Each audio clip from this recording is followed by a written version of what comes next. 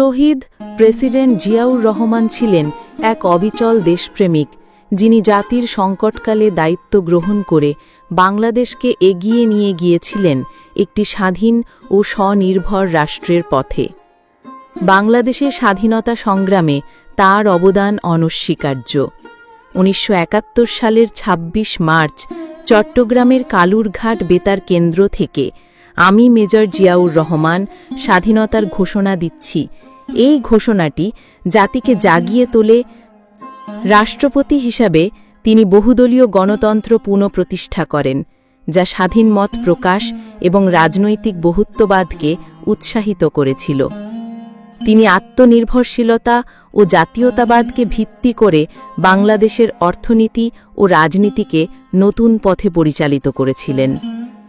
জিয়াউর রহমান কেবল একজন রাজনীতিক ছিলেন না, তিনি ছিলেন একজন সাহসী সৈনিক, একজন রাষ্ট্রনায়ক, একজন জাতি গঠনের কারিগর।